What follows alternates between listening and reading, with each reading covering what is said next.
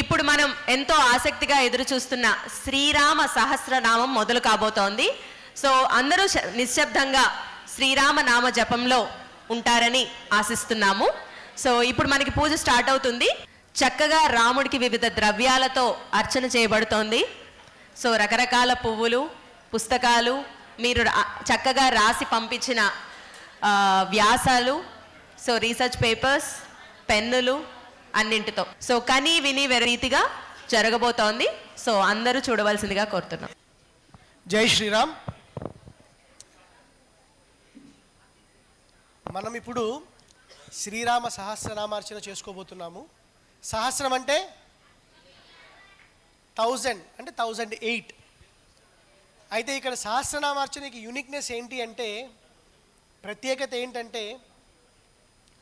మనం ఎప్పుడు పూలతో, కుంకుమతో, తులసితో ఇలాంటివి చేశాము. కానీ ఈరోజు మీరందరూ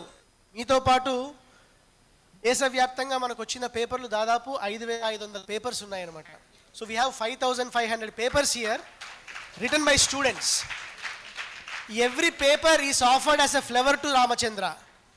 so every paper you have written is offered as a prasadam to Ramachandra. And we are telling that Rama, నువ్వు మా కోసం మానవుడిగా అవతరించి మనిషి ఎలా బతకాలో నేర్పించావు, అలా మేము బతుకుతాము అని ఈ పేపర్ ద్వారా నీ కమిట్మెంట్ ఇస్తున్నాము అని సహస్రనామార్చన ద్వారా రామచంద్రుడికి మనం ప్రామిస్ చేయబోతున్నాము. This is unique way of doing sahasranamarchana which is only possible in Valmiki research centre and Ramanarayanam. So I wish రాముడి పేర్లు అలాగా వస్తూ ఉంటాయి, కళ్ళు మూసుకునేసి ఆరు కళ్ళు తెరుచుకునేసి చూస్తూ మాట్లాడకుండా పార్టిసిపేట్ ఇన్ ద పూజ. ఓం గణానాం త్వా గణపతిం హవామహే కవిం కవీనాముపమశ్రవస్తమం జ్యేష్ఠరాజం బ్రహ్మణాం బ్రహ్మణస్పత ఆనశృణ్వన్నోతిభిः శ్రీరసాదనం. ఓం మహాగణాధిపతయే నమః. శ్రీరామ సహస్రనామావళిః. ఓం రాజీవలోచనాయ నమః. ఓం శ్రీమతే నమః. ఓం శ్రీరామాయ నమః. ఓం రఘుపుంగవాయ నమః. ఓం రామభద్రాయ నమః. ఓం సదాచారాయ నమః. ఓం రాజేంద్రాయ నమః. ఓం జానకీపతయే నమః. ఓం అగ్రగణ్యాయ నమః. ఓం వరేణ్యాయ నమః. ఓం వరదాయ నమః. ఓం పరమేశ్వరాయ నమః. ఓం జనార్దనాయ నమః. ఓం జితామిత్రాయ నమః. ఓం పరార్థైక ప్రయోజనాయ నమః. ఓం విశ్వామిత్రప్రియాయ నమః. ఓం దాంతాయ నమః. ఓం శత్రుజితే నమః. ఓం శత్రుతాపనాయ నమః. ఓం సర్వజ్ఞాయ నమః. ఓం సర్వదేవాది శరణ్యాయ నమః. ఓం వాలిమర్దనాయ నమః. ఓం జ్ఞానభావ్యాయ నమః. ఓం అపరిచ్ఛేద్యాయ నమః. ఓం వాగ్మినే నమః. ఓం సత్యవ్రతాయ నమః. ఓం శుచయే నమః. ఓం జ్ఞానగమ్యాయ నమః. ఓం దృఢప్రజ్ఞాయ నమః. ఓం ఖరధ్వంసినే నమః. ఓం ప్రతాపవతే నమః. ఓం ద్యుతిమతే నమః. ఓం ఆత్మవతే నమః. ఓం వీరాయ నమః. ఓం జితక్రోధాయ నమః. ఓం అరిమర్దనాయ నమః. ఓం విశ్వరూపాయ నమః. ఓం విశాలాక్షాయ నమః. ఓం ప్రభవే నమః. ఓం పరివృఢాయ నమః. ఓం దృఢాయ నమః. ఓం ఈశాయ నమః. ఓం ఖడ్గధరాయ నమః. ఓం శ్రీమతే నమః. ఓం కౌసలేయాయ నమః. ఓం అనసూయకాయ నమః. ఓం విపులాంసాయ నమః. ఓం మహోరస్కాయ నమః. ఓం పరమేష్ఠినే నమః. ఓం పరాయణాయ నమః. ఓం సత్యవ్రతాయ నమః. ఓం సత్యసంధాయ నమః. ఓం గురవే నమః. ఓం పరమధార్మికాయ నమః. ఓం లోకజ్ఞాయ నమః. ఓం లోకవంద్యాయ నమః. ఓం లోకాత్మనే నమః. ఓం లోకకృతే నమః. ఓం పరస్మై నమః. ఓం అనాదయే నమః. ఓం భగవతే నమః ఓం సేవ్యాయ నమః ఓం జితమాయాయ నమః ఓం రఘూద్వహాయ నమః ఓం రామాయ నమః ఓం దయాకరాయ నమః ఓం దక్షాయ నమః ఓం సర్వజ్ఞాయ నమః ఓం సర్వపావనాయ నమః ఓం బ్రహ్మణ్యాయ నమః ఓం నీతిమతే నమః ఓం గోప్త్రే నమః ఓం సర్వదేవమయాయ నమః ఓం హరయే నమః ఓం సుందరాయ నమః ఓం పీతవాససే నమః ఓం సూత్రకారాయ నమః ఓం పురాతనాయ నమః ఓం సౌమ్యాయ నమః ఓం మహర్షయే నమః ఓం కోదండినే నమః ఓం సర్వజ్ఞాయ నమః ఓం సర్వగోచరాయ నమః ఓం కవయే నమః ఓం సుగ్రీవవరదాయ నమః ఓం సర్వపుణ్యాధికప్రదాయ నమః ఓం భవ్యాయ నమః ఓం రితారిషడ్వర్గాయ నమః ఓం మహోదారాయ నమః ఓం అఘనాశనాయ నమః ఓం సుకీర్తయే నమః ఓం ఆదిపురుషాయ నమః ఓం కాంతాయ నమః ఓం పుణ్యకృతాగమాయ నమః ఓం అకల్మషాయ నమః ఓం చతుర్బాహవే నమః ఓం సర్వావాసాయ నమః ఓం దురాసదాయ నమః ఓం స్మితభాషిణే నమః ఓం నివృత్తాత్మనే నమః ఓం స్మృతిమతే నమః ఓం వీర్యవతే నమః ఓం ప్రభవే నమః ఓం ధీరోదాత్తాయ నమః ఓం ఘనశ్యామాయ నమః ఓం సర్వాయుధ విశారదాయ నమః ఓం అధ్యాత్మయోగ నిలయాయ నమః ఓం సుమనసే నమః ఓం లక్ష్మణాగ్రజాయ నమః ఓం సర్వతీర్థమయాయ నమః ఓం శూరాయ నమః ఓం సర్వయజ్ఞ ఫలప్రదాయ నమః ఓం యజ్ఞస్వరూపిణే నమః ఓం యజ్ఞేశాయ నమః ఓం జరామరణవర్జితాయ నమః ఓం వర్ణాశ్రమకరాయ నమః ఓం వర్ణినే నమః ఓం శత్రుజితే నమః ఓం పురుషోత్తమాయ నమః ఓం విభీషణ ప్రతిష్టాత్రే నమః ఓం పరమాత్మనే నమః ఓం పరాత్పరాయ నమః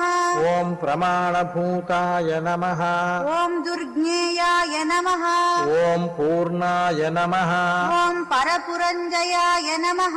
ఓం అనంతదృష్టయే నమః ఓం ఆనందాయ నమః ఓం ధనుర్వేదాయ నమః ఓం ధనుర్ధరాయ నమః ఓం గుణాకరాయ నమః ఓం గుణశ్రేష్ఠాయ నమః ఓం సచ్చిదానంద విగ్రహాయ నమః ఓం అభివంద్యాయ నమః ఓం మహాకాయాయ నమః ఓం విశ్వకర్మణే నమః ఓం విశారదాయ నమః ఓం వినీతాత్మనే నమః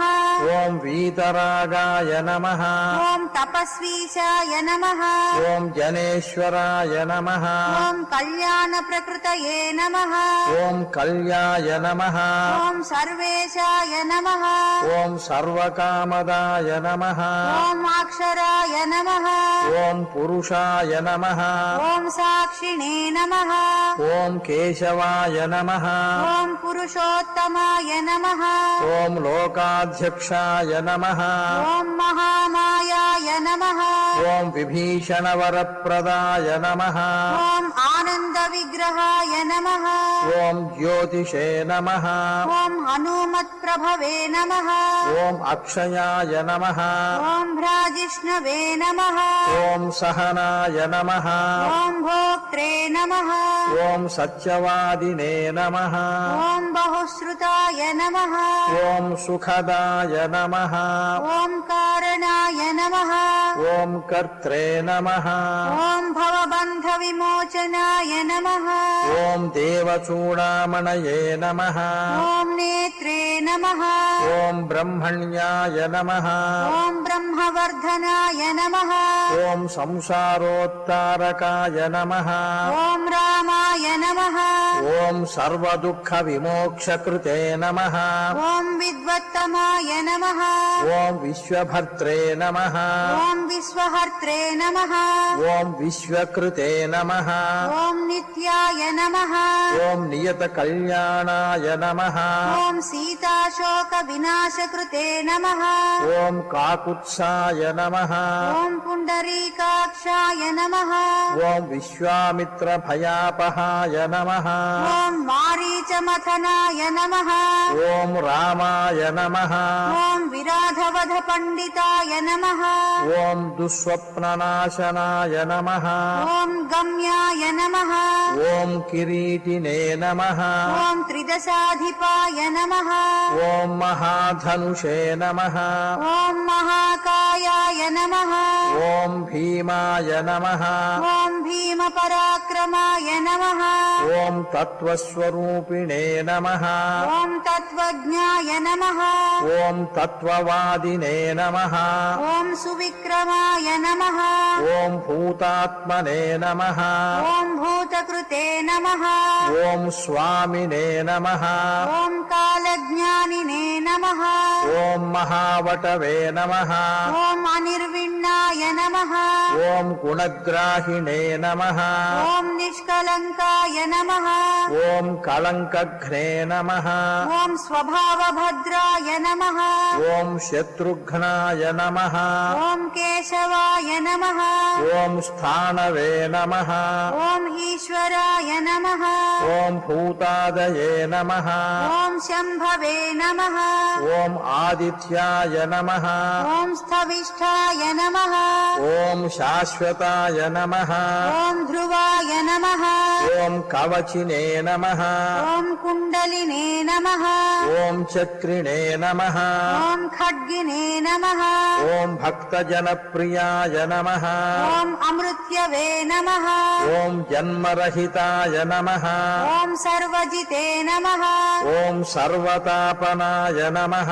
ॐ अनुत्तमाय नमः ॐ अप्रमेयात्मने नमः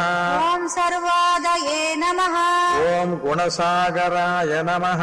ॐ समाय नमः ॐ समात्मने नमः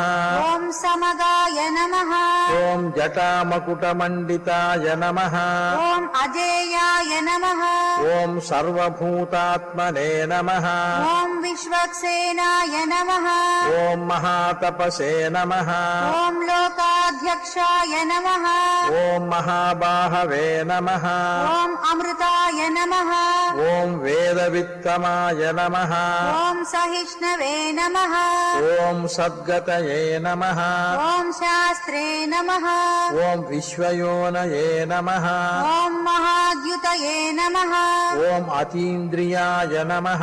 ॐ ऊर्जिताय नमः ॐ प्रांशवे नमः ॐ उपेन्द्राय नमः ॐ वामनाय नमः ॐ बलिने नमः ॐ धनुर्वेदविदे नमः ॐ विधात्रे नमः ॐ ब्रह्मणे नमः ॐ विष्णवे नमः ॐ शङ्कराय नमः ॐ हंसाय नमः ॐ मरीचये नमः ॐ गोविन्दाय नमः ॐ रत्नगर्भाय नमः ॐ महामतये नमः ॐ व्यासाय नमः ॐ वाचस्पतये नमः ॐ सर्वदर्पितासुरमर्दनाय नमः ॐ जानकीवल्लभाय नमः ॐ पूज्याय नमः ॐ प्रकटाय नमः ॐ प्रीतिवर्धनाय नमः ॐ सम्भवाय नमः ॐ अतीन्द्रियाय नमः ॐ वैद्याय नमः ॐ अनिर्देश्याय नमः ॐ जाम्बवत्प्रभवे नमः ॐ दमनाय नमः ॐ मदनाय नमः ॐ व्यापिने नमः ॐ विश्वरूपिणे नमः ॐ निरञ्जनाय नमः ॐ नारायणाय नमः ॐ अग्रण्यै नमः ॐ साधवे नमः ॐ जटायुप्रीतिवर्धनाय नमः ॐ नैकरूपाय नमः ॐ जगन्नाथाय नमः ॐ सुरकार्यहिताय नमः ॐ स्वभुवे नमः ॐ जितक्रोधाय नमः ॐ जितारातये नमः ॐ प्लवगाधिपराज्यदाय नमः ॐ वसुदाय नमः ॐ सुभुजाय नमः ॐ नैकमायाय नमः ॐ भव्याय नमः ॐ प्रमोदनाय नमः ॐ चण्डांशवे नमः ॐ सिद्धसङ्कल्पाय नमः ॐ शरणागतवत्सलाय नमः ॐ अगदाय नमः ॐ रोगहर्त्रे नमः ॐ मन्त्रविदे नमः ॐ मन्त्रभावनाय नमः ॐ सौमित्रिवत्सलाय नमः ॐ धुर्याय नमः ॐ व्यक्ताव्यक्तस्वरूपधुते नमः ॐ विशिष्टाय नमः ॐ ग्रामण्यै नमः ॐ श्रीमते नमः ॐ अनुकूलाय नमः ॐ प्रियंवदाय नमः ॐ अतुलाय नमः ॐ सात्विकाय नमः ॐ धीराय नमः ॐ शरासनविशारदाय नमः ॐ ज्येष्ठाय नमः ॐ सर्वगुणोपेताय नमः ॐ शक्तिमते नमः ॐ ताटकान्तकाय नमः ॐ वैकुण्ठाय नमः ॐ प्राणिनां प्राणाय नमः ॐ कमठाय नमः ॐ कमलापतये नमः ॐ गोवर्धनधराय नमः ॐ मत्स्यरूपाय नमः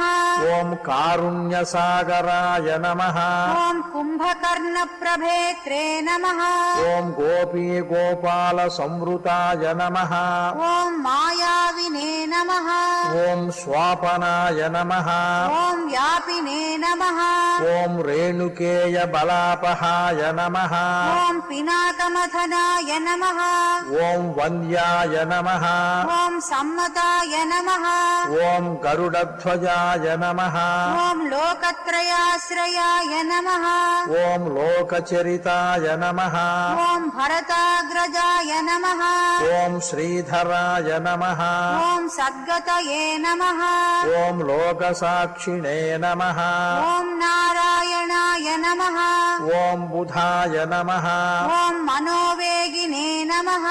ॐ मनोरूपिणे नमः ॐ पूर्णाय नमः ॐ पुरुषपुङ्गवाय नमः ॐ यदुश्रेष्ठाय नमः ॐ यदुपतये नमः ॐ भूतावासाय नमः ॐ सुविक्रमाय नमः ॐ तेजोधराय नमः ॐ धराय नमः ॐ अव्यग्राय नमः ॐ चतुर्मूर्तये नमः ॐ महानिधये नमः ॐ चाणूरमर्दनाय नमः ॐ दिव्याय नमः ॐ शान्ताय नमः ॐ भरतवन्दिताय नमः ॐ शब्दातिगाय नमः ॐ गभीरात्मने नमः ॐ कोमलाङ्गाय नमः ॐ प्रजागराय नमः ॐ लोकगर्भाय नमः ॐ शेषशायिने नमः ॐ क्षीराब्धिनिलयाय नमः ॐ अमलाय नमः ॐ आत्मयोनये नमः ॐ अदीनात्मने नमः ॐ सहस्रार्चिषे नमः ॐ सहस्रपादे नमः ॐ अमृतांशवे नमः ॐ महागर्भाय नमः ॐ निवृत्तविषयस्पृहाय नमः ॐ त्रिकालज्ञाय नमः ॐ मुनये नमः ॐ साक्षिणे नमः ॐ वैहायसगतये नमः ॐ कृतिने नमः ॐ पर्जन्याय नमः ॐ कुमुदाय नमः ॐ भूतावासाय नमः ॐ कमललोचनाय नमः ॐ श्रीवत्सवक्षसे नमः ॐ श्रीरामाय नमः ॐ वीरघ्ने नमः ॐ लक्ष्मणाग्रजाय नमः ॐ लोकाभिरामाय नमः ॐ लोकार्तिनाशनाय नमः ॐ सेवकप्रियाय नमः ॐ सनातनतमाय नमः ॐ मेघश्यामलाय नमः ॐ राक्षसान्तकृते नमः ॐ दिव्यायुधधराय नमः ॐ श्रीमते नमः ॐ अप्रमेयाय नमः ॐ जितेन्द्रियाय नमः ॐ भूदेववन्द्याय नमः ॐ जनकप्रियकृते नमः ॐ प्रपितामहाय उत्तमहाय नमः ॐ उत्तमाय नमः ॐ सात्विकाय नमः ॐ सत्याय नमः ॐ सत्यसन्धाय नमः ॐ त्रिविक्रमाय नमः ॐ सुव्रताय नमः ॐ सुलभाय नमः ॐ सूक्ष्माय नमः ॐ सुघोषाय नमः ॐ सुखदाय नमः ॐ सुधिये नमः ॐ दामोदराय नमः ॐ अच्युताय नमः ॐ शार्ङ्गिणे नमः ॐ वामनाय नमः ॐ मथुराधिपाय नमः ॐ देवकीनन्दनाय नमः ॐ शौरये नमः ॐ मधुकैटभमर्दनाय नमः ॐ सप्ततालप्रभेत्रे नमः ॐ मित्रवंशप्रवर्धनाय नमः ॐ कालस्वरूपिणे नमः ॐ कालात्मने नमः ॐ कालाय नमः ॐ कल्याणदाय नमः ॐ कवये नमः ॐ संवत्सराय नमः ॐ ऋतवे नमः ॐ पक्षाय नमः ॐ अयनाय नमः ॐ दिवसाय नमः ॐ युगाय नमः ॐ स्तव्याय नमः ॐ विविक्ताय नमः ॐ निर्लेपाय नमः ॐ सर्वव्यापिने नमः ॐ निराकुलाय नमः ॐ रसाय नमः ॐ रसज्ञाय नमः ॐ सारज्ञाय नमः ॐ लोकसाराय नमः ॐ रसात्मकाय नमः ॐ सर्वदुःखातिगाय नमः ॐ विद्याराशये नमः ॐ परमगोचराय नमः ॐ शेषाय नमः ॐ विशेषाय नमः ॐ विगतकल्मषाय नमः ॐ रघुनायकाय नमः ॐ वर्णश्रेष्ठाय नमः ॐ वर्णबाह्याय नमः ॐ वर्ण्याय नमः ॐ अवर्ण्यगुणोज्ज्वलाय नमः ॐ कर्मसाक्षिणे नमः ॐ अमरश्रेष्ठाय नमः ॐ देवासुरनमस्कृताय नमः ॐ देवादिदेवाय नमः ॐ देवर्षये नमः ॐ देवासुरवरप्रदाय नमः ॐ सर्वदेवमयाय नमः ॐ चक्रिणे नमः ॐ शार्ङ्गपाणये नमः ॐ अनुत्तमाय नमः ॐ मनसे नमः ॐ बुद्धये नमः ॐ अहङ्काराय नमः ॐ प्रकृतये नमः ॐ पुरुषाय नमः ॐ अव्ययाय नमः ॐ अहल्यापावनाय नमः ॐ स्वामिने नमः ॐ पितृभक्ताय नमः ॐ वरप्रदाय नमः ॐ न्यायाय नमः ॐ नयधराय नमः ॐ श्रीमते नमः ॐ नयाय नमः ॐ नगधराय नमः ॐ ध्रुवाय नमः ॐ लक्ष्मी विश्वम्भराभर्त्रे नमः ॐ देवेन्द्राय नमः ॐ बलिमर्दनाय नमः ॐ मर्दनाय नमः ॐ बाणारये नमः ॐ यज्वने नमः ॐ अनुत्तमाय नमः ॐ मुनिसेविताय नमः ॐ देवाग्रण्यै नमः ॐ परध्यानतत्पराय नमः ॐ परमाय नमः ॐ परस्मै नमः ॐ सामगानप्रियाय नमः ॐ अक्रूराय नमः ॐ पुण्यकीर्तये नमः ॐ सुलोचनाय नमः ॐ पुण्याय नमः ॐ पुण्याधिकाय नमः ॐ पूर्वस्मै नमः ॐ पूर्णाय नमः ॐ पूर्णयित्रे नमः ॐ रवये नमः ॐ जटिलाय नमः ॐ कल्मषध्वान्तप्रभञ्जनविभावसवे नमः ॐ अव्यक्तलक्षणाय नमः ॐ अव्यक्ताय नमः ॐ दशास्य द्विपकेसरिणे नमः ॐ कलानिधये नमः ॐ कला కమలారూపాయ నమః ॐ कमलानन्दवर्धनाय नमः ఓం జయాయ నమః ॐ जरारये नमः ఓం సర్వాఘశమనాయ నమః ॐ भवभञ्जनाय नमः ఓం అలంకరిష్ణవే నమః ॐ अचलाय नमः ఓం రోచిష్ణవే నమః ॐ विक्रमोत्तमाय नमः ఓం అంశవే నమః ॐ शब्दपतये नमः ఓం శబ్దగోచరాయ నమః ॐ रञ्जनाय नमः ఓం రఘవే నమః ॐ निःशब्दाय नमः ఓం ప్రణవాయ నమః ॐ मालिने नमः ఓం స్థూలాయ నమః ॐ सूक्ष्माय नमः ఓం విచక్షణాయ నమః ॐ आत्मयोनये नमः ఓం అయోనయే నమః ॐ सप्तजिह्वाय नमः ఓం సహస్రపాదే నమః ॐ सनातनतमाय नमः ఓం స్రగ్విణే నమః ॐ पेशलाय नमः ఓం జవినాంవరాయ నమః ॐ शक्तिमते नमः ఓం శంఖభృతే నమః ॐ नाथाय नमः ఓం గదాపద్మరథాంగభృతే నమః ॐ निरीहाय नमः ఓం నిర్వికల్పాయ నమః ॐ चिद्रूपाय नमः ఓం జితసాధ్వసాయ నమః ॐ शताननाय नमः ఓం సహస్రాక్షాయ నమః ॐ शतमूर्तये नमः ఓం ఘనప్రభాయ నమః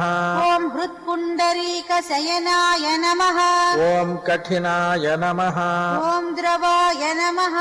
ఓం ఉగ్రాయ నమః ॐ ग्रहपतये नमः ఓం కృష్ణాయ నమః ॐ समर्थाय नमः ఓం అనర్ధనాశనాయ నమః ॐ अधर्मशत्रुरक्षोघ्नाय नमः ఓం పురుహూతాయ నమః ॐ पुरुष्टुताय नमः ఓం బ్రహ్మగర్భాయ నమః ॐ बृहद्गर्भाय नमः ఓం ధర్మధేనవే నమః ॐ धनागमाय नमः ఓం హిరణ్యగర్భాయ నమః ॐ ज्योतिष्मते नमः ఓం సులలాటాయ నమః ॐ सुविक्रमाय नमः ఓం పితృపూజారతాయ నమః ॐ भवानी प्रियकृते नमः ఓం వశినే నమః ॐ नराय नमः ఓం నారాయణాయ నమః ॐ रामाय नमः ఓం కపర్దినే నమః ॐ नीललोहिताय नमः ఓం ఉగ్రాయ నమః ॐ पशुपतये नमः ఓం స్థానవే నమః ॐ विश्वामित्राय नमः ఓం ద్విజేశ్వరాయ నమః ॐ मातामहाय नमः ఓం మాతరిష్వనే నమః ॐ विरिञ्चाय नमः ఓం విష్ఠరశ్రవసే నమః ॐ अक्षोभ्याय नमः ఓం సర్వభూతానాం చండాయ నమః ॐ सत्यपराक्रमाय नमः ఓం వాలఖిల్యాయ నమః ॐ महाकल्पाय नमः ఓం కల్పవృక్షాయ నమః ॐ कलाधराय नमः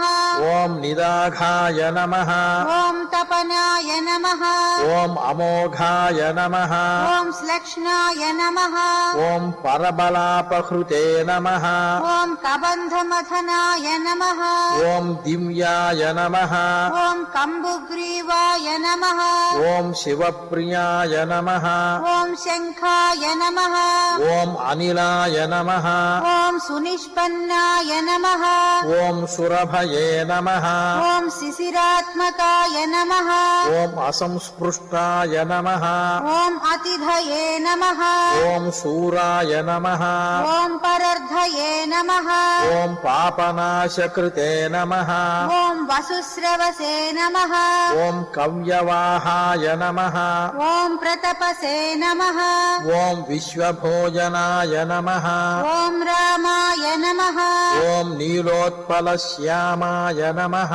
ॐ ज्ञानस्कन्धाय नमः ఓం మహాద్యుతయే నమః ॐ पवित्रपादाय नमः ఓం పాపారయే నమః ॐ मणिपूराय नमः ॐ नभोगतये नमः ॐ उत्तारणाय नमः ॐ दुष्कृतिघ्ने नमः ॐ दुर्धर्षाय नमः ॐ दुस्सहाय नमः ॐ अभयाय नमः ॐ अमृताशाय नमः ॐ अमृतवपुषे नमः ॐ धर्माय नमः ॐ कृपाकराय नमः ॐ भर्गाय नमः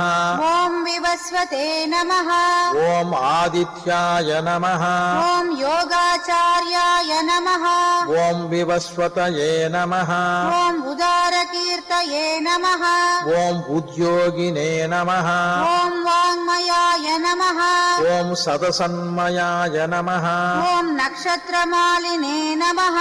ॐ नागेशाय नमः ॐ स्वाधिष्ठानषडाश्रयाय नमः ॐ चतुर्वर्गफलाय नमः ॐ वर्गिणे नमः ॐ शक्तित्रयफलाय नमः ॐ निधये नमः ॐ निदानगर्भाय नमः ॐ निर्व्याजाय नमः ॐ निरीशाय नमः ॐ व्याजमर्दनाय नमः ॐ श्रीवल्लभाय नमः ॐ शिवारम्भाय नमः ॐ शान्तये नमः ॐ भद्राय नमः ॐ समञ्जसाय नमः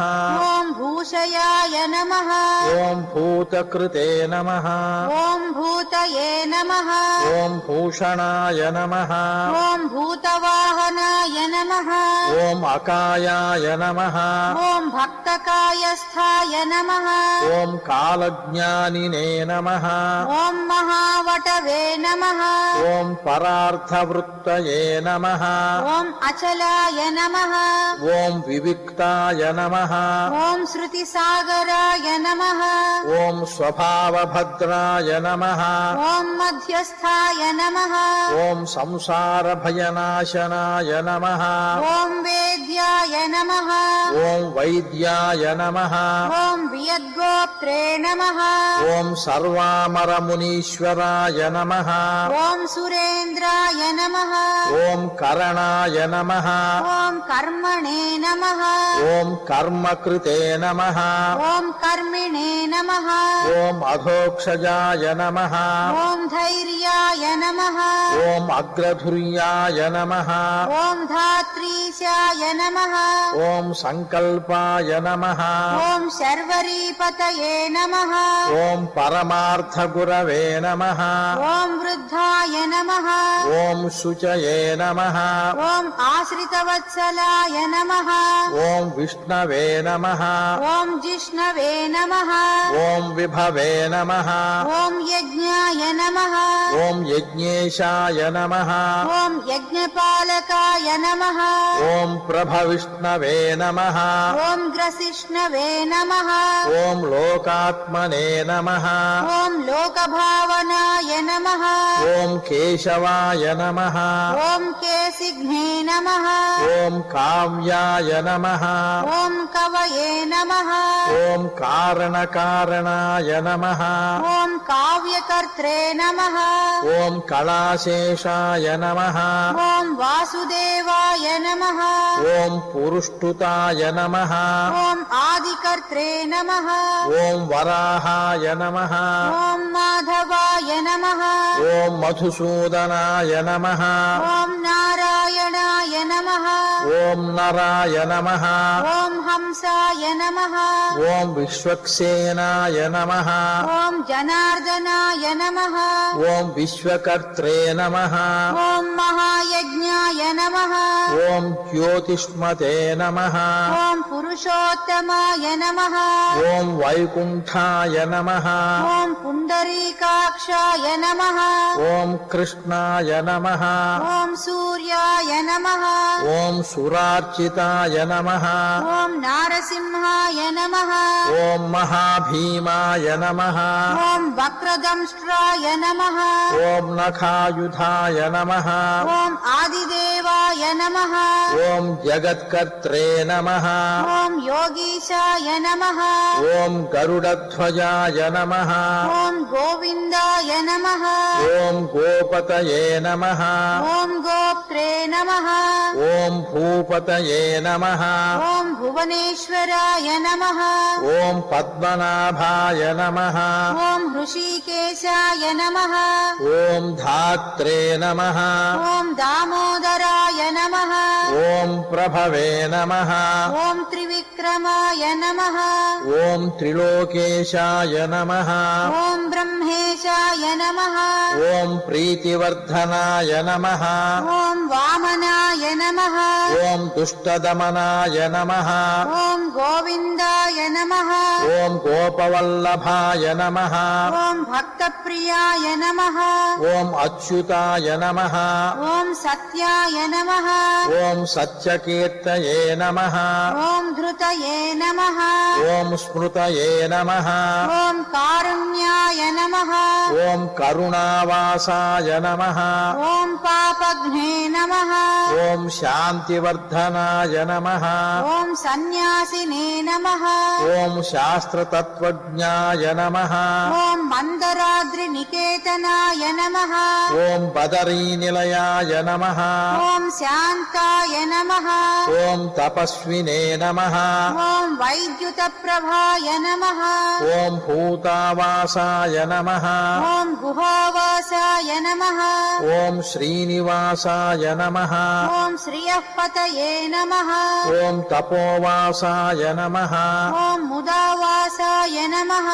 ॐ सत्यावासाय नमः ॐ सनातनाय नमः ॐ पुरुषाय नमः ॐ पुष्कराय नमः ॐ पुण्याय नमः ॐ पुष्कराक्षाय नमः ॐ महेश्वराय नमः ॐ पूर्णमूर्तये नमः ॐ पुराणज्ञाय नमः ॐ पुण्यदाय नमः ॐ पुण्यवर्धनाय नमः ॐ शङ्खिने नमः ॐ चक्रिणे नमः ॐ गदिने नमः ॐ शाङ्गिणे नमः ॐ लाङ्गलिने नमः ॐ मुसलिने नमः ॐ हलिने नमः ॐ किरीटिने नमः ॐ कुण्डलिने नमः ॐ हारिणे नमः ॐ मेखलिने नमः ॐ कवचिने नमः ॐ ध्वजिने नमः ॐ योध्रे नमः ॐ जेत्रे नमः ॐ महावीर्याय नमः ॐ शत्रुजिते नमः ॐ शत्रुतापनाय नमः ॐ शास्त्रे नमः ॐ शास्त्रकराय नमः ॐ शास्त्राय नमः ॐ सततं शङ्करस्तुताय नमः ॐ सारथये नमः ॐ सात्विकाय नमः ॐ स्वामिने नमः ॐ सामवेदप्रियाय नमः ॐ समाय नमः ॐ हवनाय नमः ॐ साहसाय नमः ॐ सक्तये नमः ॐ सम्पूर्णाङ्गाय नमः ॐ सुबुद्धिमते नमः ॐ स्वर्गदाय नमः ॐ कामदाय नमः ॐ श्रीदाय नमः ॐ कीर्तिदाय नमः ॐ अकीर्तिनाशनाय नमः ॐ मोक्षदाय नमः ॐ पुण्डरीकाक्षाय नमः ॐ क्षीराब्धिकृतकेतनाय नमः ॐ सर्वात्मने नमः ॐ सर्वलोकेशाय नमः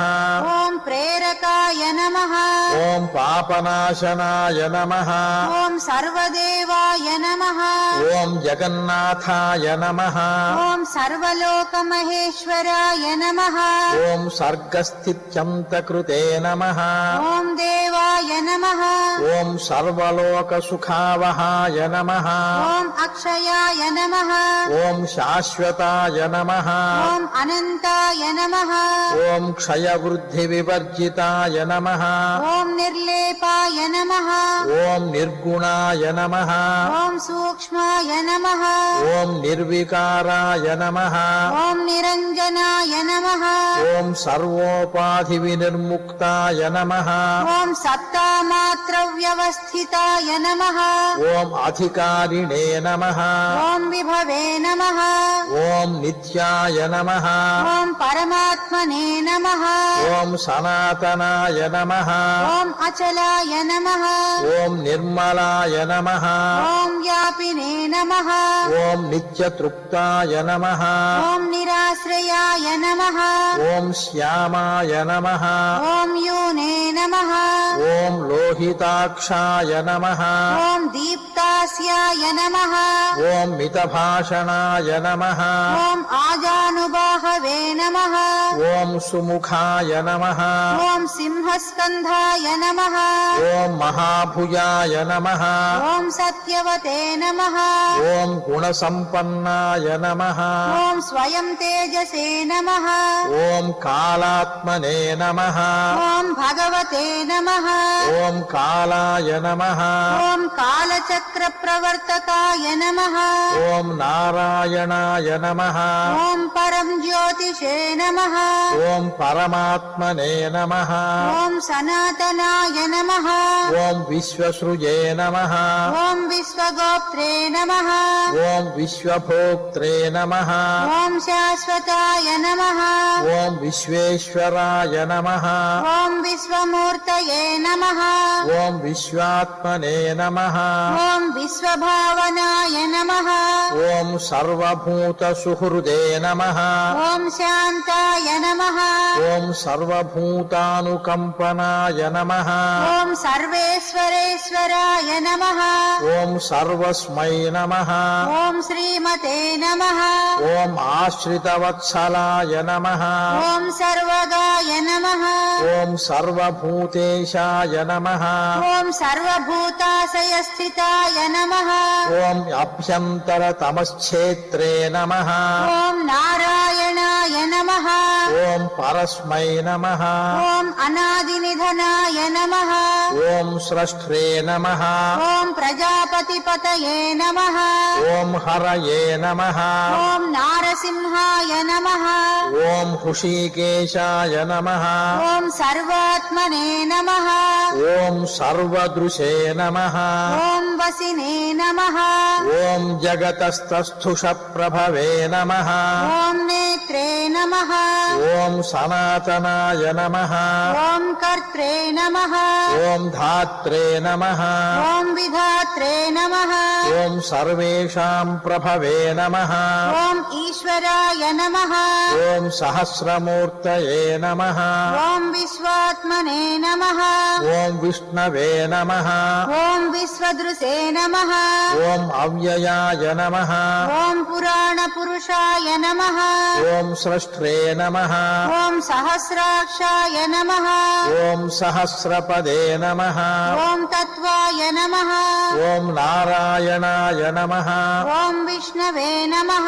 ఓం వాసుదేవాయ నమః ॐ सनातनाय नमः ఓం పరమాత్మనే నమః ॐ परं ब्रह्मणे नमः ఓం సచ్చిదానంద విగ్రహాయ నమః ॐ परं ज्योतिषे नमः ఓం పరం ధామ్నే నమః ॐ पराकाशाय नमः ఓం పరాత్పరాయ నమః